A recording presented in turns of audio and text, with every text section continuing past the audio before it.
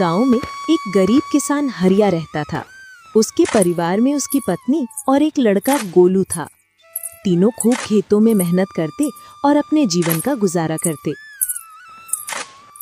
अरे भाग्यवान, अब तो ईश्वर की खूब कृपा है हमारे ऊपर। हमें गांव में खूब काम मिल रहा है, जिससे हमारा गुजारा खूब अच्छे से हो रहा है।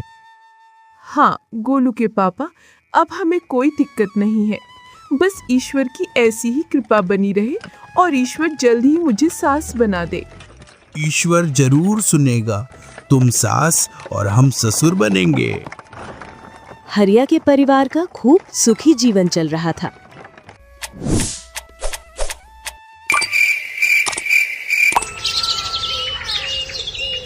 कुछ दिनों बाद हरिया के लड़के गोलू की तबीयत खराब होने लगी। धीरे धीरे उसकी तबीयत ज्यादा खराब रहने लगी, जिससे उसने खटिया पकड़ ली। तुम वैद्य जी को जल्दी से बुला लाओ, अब तो गोलू की तबीयत ज्यादा खराब हो रही है। अभी मैं वैद्य जी के पास जाता हूँ।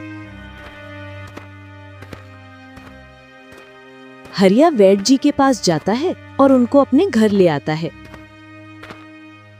वैद्य जी, इसको किसी भी औषधि का असर नहीं हो रहा है। जितनी औषधि दे रहे उतना ही बीमार हो रहा है। इसके लिए औषधि जंगल से लाना पड़ेगी, जो अपने जंगल में बड़ी मुश्किल से मिलती है। मिल गई तो अच्छा है, नहीं तो तुम्हें राज्य औषधालय से वो औषधि लाना पड़ेगी, जो तुम्हें 10 चांदी के सिक्कों में मिलेगी। इतने सिक्के तो नहीं हैं। इससे अच्छा मैं जंगल जाकर औषधि ढूंढ ले आता हूँ। बताइए वैद्य जी, कौन सी औषधि है, उसे मैं जंगल जाकर ले आता हूँ। वो तुम्हें नहीं मिल पाएगी। उसके लिए तो जंगल में मुझे ही जाना पड़ेगा। तुम एक काम करो, तुम यहीं रुको। मैं और तुम्हारी पत्नी जंगल में जाकर उस औषधि को ढूंढ कर लाते हैं। जी वैद्य जी, जल्दी जाइए। दोनों जंगल की ओर चल देते हैं।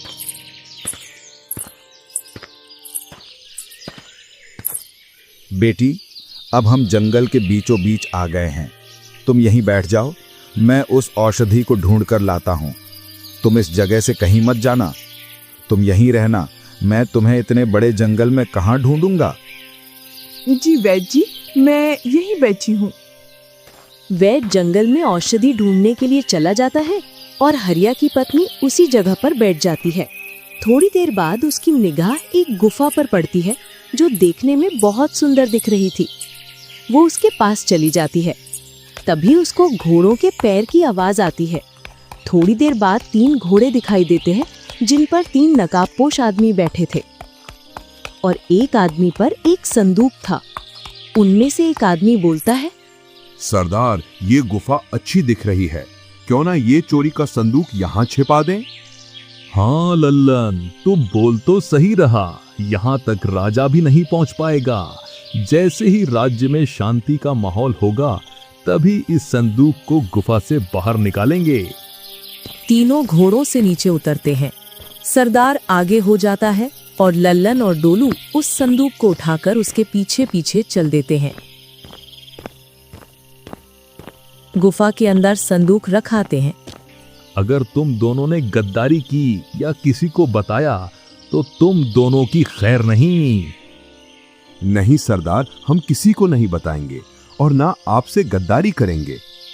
तुम मेरे वफादार चेले हो, फिर भी अगर ये संदूक इधर से उधर हुआ तो तुम्हें वो सजा मिलेगी जो तुमने कभी सोचा भी नहीं होगा। नहीं सरदार, हमारा विश्वास कीजिए, हम आपके साथ कभी गद्दारी नहीं करेंगे। तीनों वहां से चले जाते हैं। इधर हरिया की पत्नी उसी जगह पर जाकर वापस बैठ जाती है, जो वैद्य बताकर गया था। थोड़ी देर बाद वैद्य अपना सर झुकाए आ जाता है। वैद्य जी, मिली औषधि? नहीं बेटी, नहीं मिली। अब तो राज्य औषधालय में ही मिलेगी। दोनों घर की ओर चल देते हैं।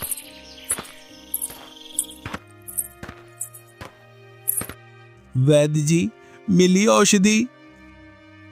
नहीं हरिया, नहीं मिली। अब तो तुम्हें राज्य औषधालय से ही औषधि लानी पड़ेगी। इसके लिए तो सिक्कों की व्यवस्था करना पड़ेगा। हाँ हरिया। इतना कहकर वैद्य वहां से चला जाता है। सुनो भाग्यवान, इस गांव में तो काम से इतने सिक्के कमाना नामुमकिन है। इसके लिए तो मुझे रतनगढ़ जाना पड़ेगा, जिससे मैं वहां काम करके जल्दी से चांदी के सिक्के इकट्ठे कर लूंगा। यहाँ सिक्के इकट्ठे करने में मुझे 1 साल लग जाएगा। हाँ, तुम्हारा कहना भी सही है, पर मेरे पास एक ऐसी जगह का पता है जहाँ सोने चांदी का संदूक रखा है। तुम्हें कैसे पता उस जगह का? जब मैं वैद्य जी के साथ जंगल गई थी, तब मैं एक गुफा के सामने बैठी थी। उसी गुफा में कुछ डाकू एक संदूक लेकर आए थे और राजमहल का चुराया हुआ संदूक वहां छिपा कर गए थे।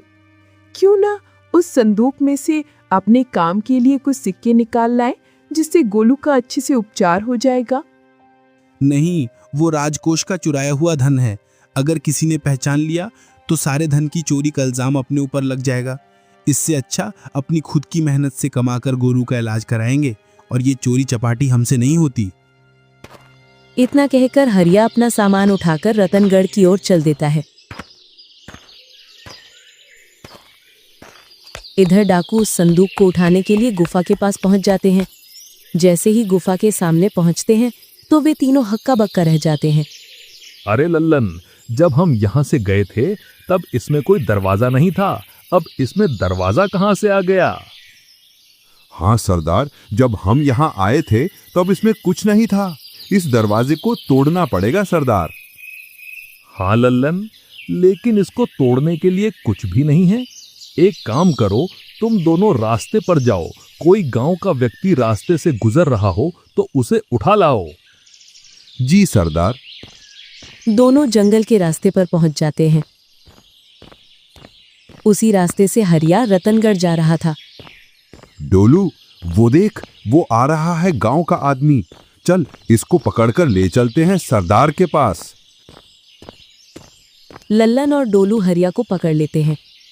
अरे कौन हो तुम? मुझे कहाँ ले जा रहे हो?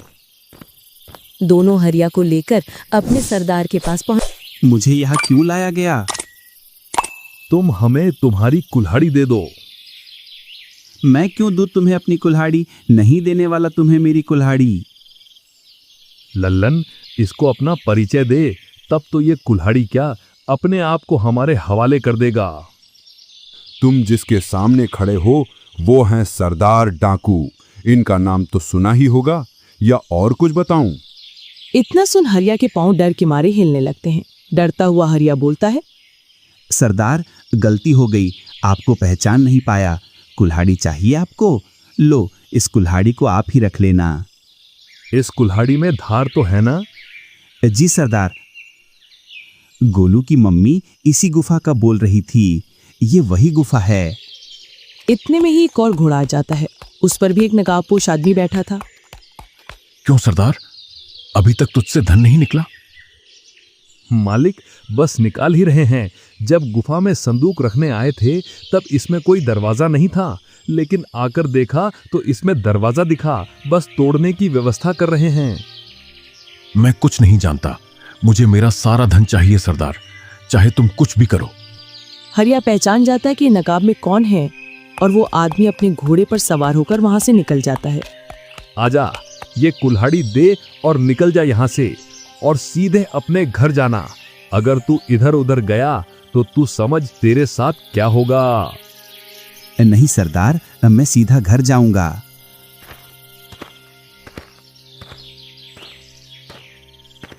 हरिया सीधे अपने घर पहुंच जाता है। इधर डाकू गुफा के दरवाजे को तोड़ने की तैयारी करते हैं। लल्लन और डोलू उस दरवाजे में कुल्हाड़ी दे देकर थक जाते हैं, फिर भी उस दरवाजे का कुछ नहीं होता है। सरदार, हमारी बस की नहीं है इस दरवाजे को तोड़ने की। हम तो थक चुके हैं। हटो तुम दोनों, तुमसे क्या होगा, मुझे ही करना पड़ेगा। और सरदार भी थक जाता है, लेकिन उस दरवाजे पर एक खरोंच भी नहीं आई। तीनों थक हार कर वहां से चले जाते हैं। इधर हरिया अपनी पत्नी को पूरी घटना सुना देता है। तुम तो वैद्य जी के पास चले जाओ, वही औषधि की व्यवस्था कर पाएंगे। हाँ, मैं सुबह वैद्य जी के पास जाऊंगा।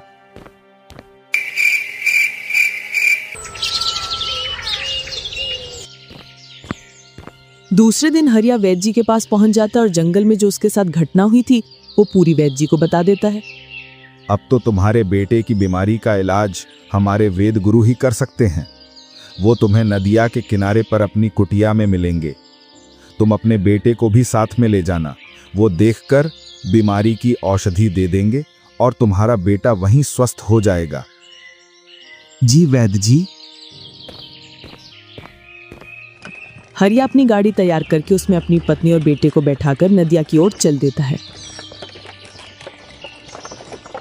नदिया के किनारे पर वैद्य गुरु की कुटिया दिखाई देती है। थोड़ी देर बाद वे कुटिया के पास पहुंच जाते हैं। कहो बालक, कैसे आना हुआ? गुरुजी, मेरा बालक बहुत दिनों से बीमार है। इसके उपचार के लिए आपके पास आए हैं। वेद गुरु गोलू का उपचार करते हैं और कुछ औषधि गोलू को पिला देते हैं। मैंने इसको औषधि पिला दी है और कुछ औषधि अपने पास रखो। संध्या के समय इसको पिला देना, जिससे यह सुबह तक पूर्णतः स्वस्थ हो जाएगा। जी गुरुजी। और हाँ, इस बालक का भविष्य बहुत उज्जवल है। यह राज्य का मंत्री बनेगा। इसको राज्य मंत्री बनाने में आपका योगदान बहुत अधिक रहेगा। कैसा योगदान रहेगा? तुमको उस दिन जंगल में डाकू पकड़ के ले गए थे और जो आखिरी में घोड़े से आया था वो राज्य मंत्री धुरंग था, जिसने राजकोष में से धन चोरी करवाया है। और वह राज्य से और भी धन चुराना चाहता है, जिससे कि राज्य कमजोर हो सके और फिर वो राजा को हटाकर स्वयं राजा बनना चाहता है। इसका तुम फायदा उठा सकते हो। उस गुफा के बारे में उनके अलावा सिर्फ तुम्हें मालूम है। तुमको थोड़ा इंतजार करना पड़ेगा। जैसे ही राज्य में ऐलान हो, तुम राज्य में जाकर राजा से मिलना। और हाँ, उस गुफा का दरवाजा एक जादुई दरवाजा है। उसको खोलने के लिए चमकीला पत्थर ले जाओ। जैसे ही तुम इस पत्थर को उस दरवाजे पर लगाओगे तो वो दरवाजा खुल जाएगा। जी गुरुजी।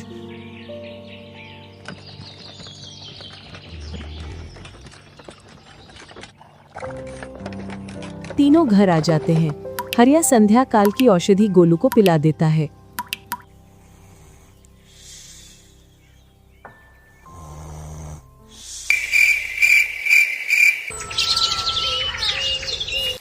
सुबह का समय। अब गोलू पूर्णतः स्वस्थ हो गया था और तीनों अब राजमहल के ऐलान का इंतजार करने लगे। कुछ दिनों बाद राज्य में ऐलान कर दिया जाता है, जो कोई व्यक्ति राजकोष का धन वापस लाएगा और चोरों को पकड़वाएगा, उसको महाराज की ओर से इनाम दिया जाएगा। इतना सुन हरिया और गोलू राजमहल की ओर चल देते हैं।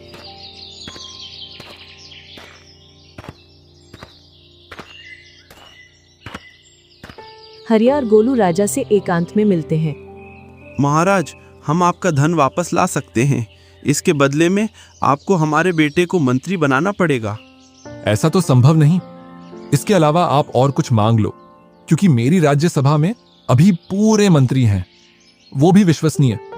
उनमें से मैं किसे हटाऊं जिसके बदले में आपको बैठाऊं? महाराज, छोटा मुंह बड़ी बात। आप खुद समझदार हैं। आपके राजकोष के बारे में कौन कौन जानता है?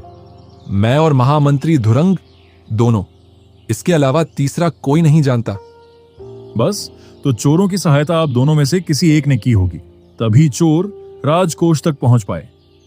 तुम्हारा मतलब हमने स्वयं अपने राजकोष में से चोरी करवाई?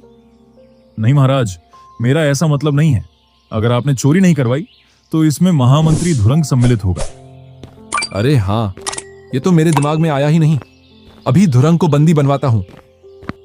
नहीं महाराज, ऐसी गलती मत कीजिए, नहीं तो चोर भाग जाएंगे। क्यों ना चोरों और महामंत्री धुरंग दोनों को साथ में पकड़ा जाए। वो कैसे?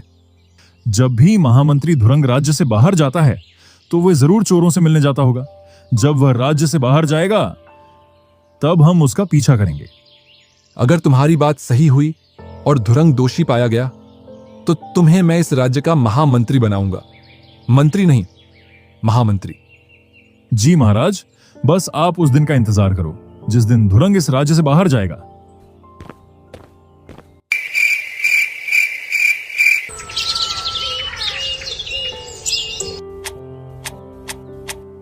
कुछ दिन गुजर जाते हैं। एक दिन धुरंग राज्यसभा में बिना बताए राज्य से बाहर निकल जाता है। थोड़ी देर बाद राजा हरिया, गोलू और कुछ सैनिक भी उसी रास्ते पर निकल जाते हैं। धुरंग गुफा के पास पहुंच जाता है जहां पहले से तीनों डाकू थे। अभी तक ये दरवाजा टूटा नहीं। मालिक, पता नहीं इस दरवाजे में कौन सी शक्ति या जादू आ गया है जो टूटने का नाम ही नहीं ले रहा। हमने सभी प्रकार से तोड़ने का प्रयास कर लिया। तुमसे क्या टूटेगा? लगता है मुझे ही तोड़ना पड़ेगा। तुम सभी हटो यहां से। अरे मंत्री जी, तुम क्यों इतना कस्ता कर रहे हो? नाजुक हाथों में चोट आ जाएगी। महाराज, आप यहां। सैनिकों, पकड़ लो इस राजद्रोही को और साथ में इन तीनों को भी। तुमने सही बोला था गोलू, तुम ही राज्य के महामंत्री बनने के लायक हो। जाओ, दरवाजा खोलकर संदूक ले आओ। गोलू उस चमकीले पत्थर को उस दरवाजे से लगाता है तो तुरंत वो दरवाजा खुल जाता है। गोलू और दो सैनिक उस गुफा के अंदर जाते हैं और उस संदूक को उठा लाते हैं। धुरंग, तुम्हें क्या जरूरत पड़ गई जो तुम राजकोष में से धन चुराने लगे? राजकोष को कमजोर करके आपको राजा के पद से हटाना चाहता था, जिससे मैं इस राज्य का राजा बन सकूं और अपने अनुसार शासन चला सकूं। तुम्हारी ये इच्छा तो पूरी नहीं हुई। अब तुम कैदियों के राजा बनो और उन पर अपना शासन चलाओ।